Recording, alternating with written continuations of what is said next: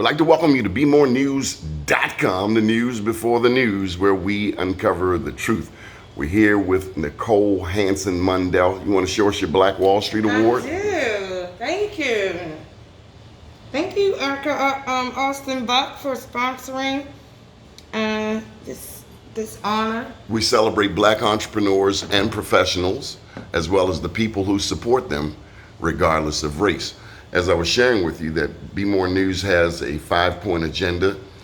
This being our 18th year, the agenda is the same: Black business, public education, universal access to healthcare, affordable housing, and also services for formerly incarcerated individuals.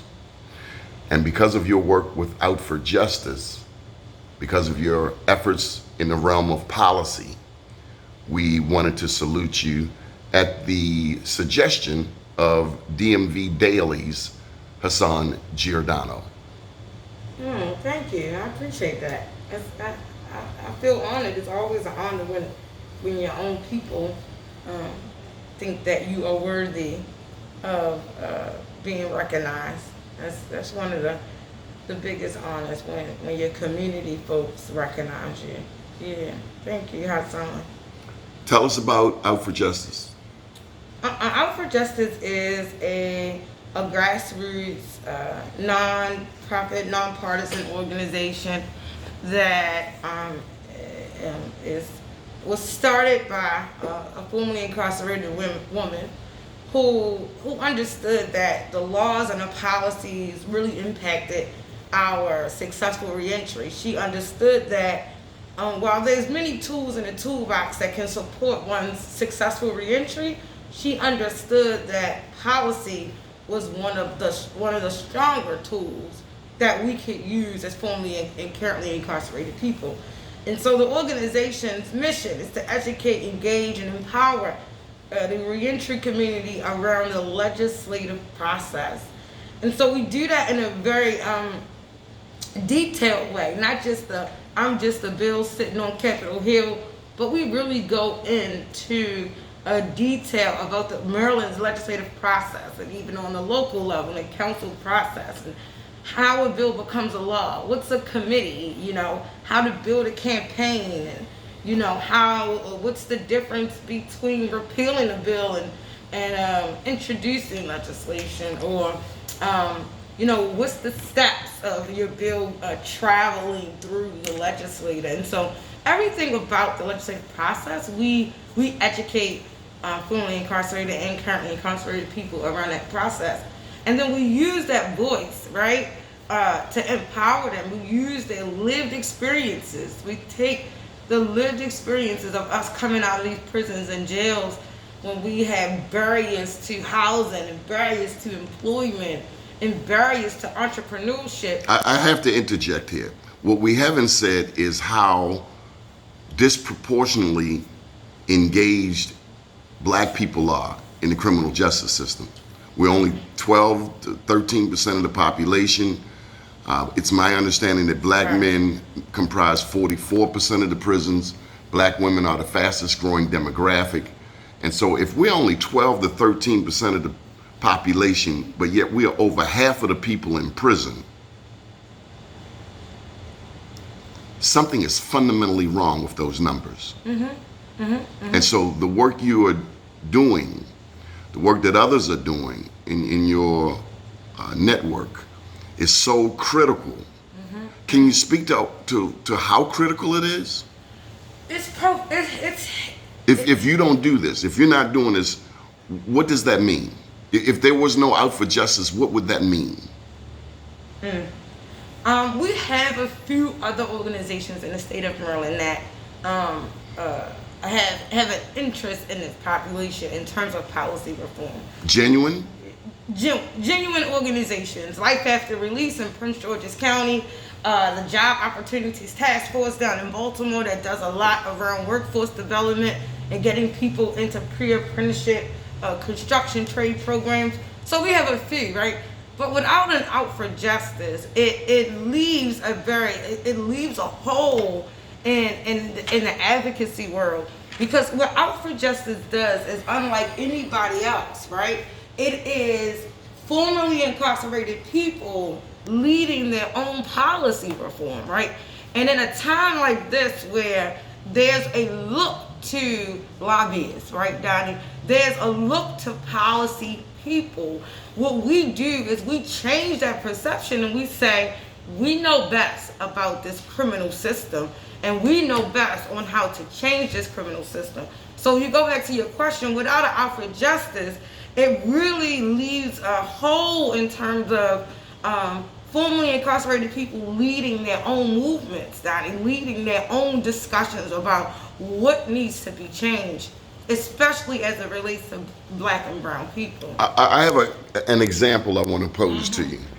Now, we have this sign here. I've adjusted, if you have a felony, you have the right to vote. In 2016, letters went to ex-offenders, to formerly incarcerated individuals, telling them that they could not vote. And so in 2015, policy was introduced that expand voting rights to over 40,000 Marylanders across the state, right? So this meant that this could change the course of any election if 40,000 new Marylanders had access to the ballot. That law was vetoed by Governor Larry Hogan, and then quickly in the 2016 legislative session, the law was the veto was overridden by the House in the state. And so what that did was it allowed for advocates to now go inside of communities and educate formerly incarcerated people and currently incarcerated people that they now have the right to vote, right? That they have the ability to hire and fire individuals who were not serving their best interests. You were going to say something? No, I'm listening. Because I saw your face like... Well, Democrats, Republicans, both of them treat our people greasy. Exactly. And so, and that's the whole I mean, point. Baltimore's 9-1 Democrat, but black people still get crapped on. We're expected to vote Democrat. We historically vote Democrat. But I submit, don't be addicted to either party. Nope. And our job stick with the task at hand. Exactly. And our job here is not to tell people who they can vote for. Our job as a nonpartisan organization is to say, listen, one, you have this right, and two, let's begin to educate ourselves about the offices and what are the job descriptions of these individuals that are running, right? What is the job description of a governor? What is the job description of a judge, right? The fact that you need to know that you vote for many of these judges who lock our black girls and boys away in cages for years. And so our job after this policy pass was to say, listen, let's begin to educate ourselves about the job descriptions of these offices that these individuals are running for. Educate yourselves about the people who are seeking your vote and make a educated decision around who has your best interests, right? The other part that what was important for Out for Justice too is that not just that the law was passed, but that the law is implemented. So we do a lot around, legislators do a great job at introducing legislation, but not enough around ensuring that their laws actually work, right? Because see, we're 4 years out from the 2016 legislation, Donnie, and yet the State Board of Election has no program that targets formerly incarcerated people or currently incarcerated people, right, Donnie? Because as it stands, individuals who are sitting in jail pre-trial, not yet convicted of anything, have access to the ballot.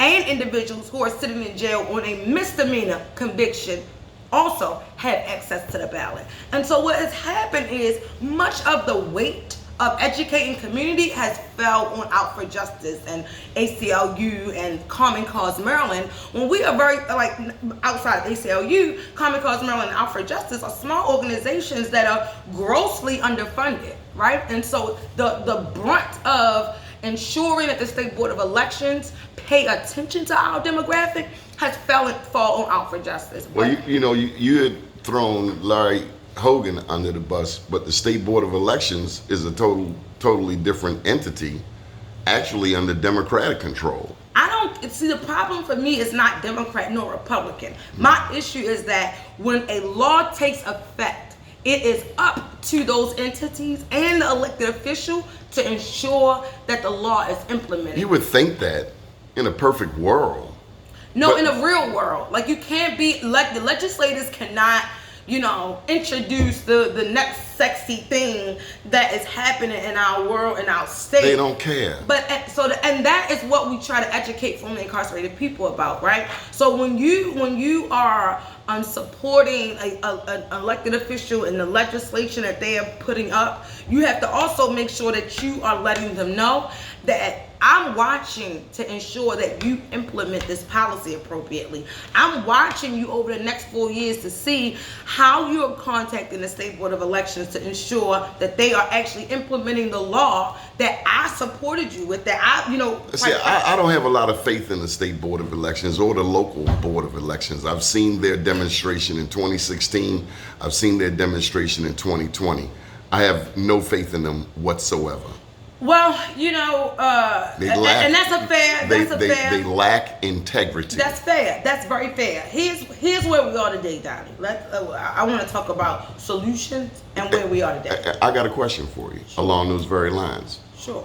Do you talk to young people on the prevention side? Prevention of what? Prevention of going into the criminal system? Yeah. Of course. But when you have structures that are in place that makes it really hard for them, it's, you of course you talk about how we can identify what your barriers are and what we can do to support those barriers, right? Let's talk about where you see yourself in the next 10 years. And let's start building out a plan to get there. And let's start talking about what kind of mentors and support you need in place, that when things don't go according to plan, how do you deal with that? Who can you talk to? Who can you get advice from and support from that can help you identify that this is not the end of the world? This is just life. Things happen, right? I got one more thing for you along the lines of solutions. This is my last question. How do you school a formerly incarcerated individual on the need to have a support system?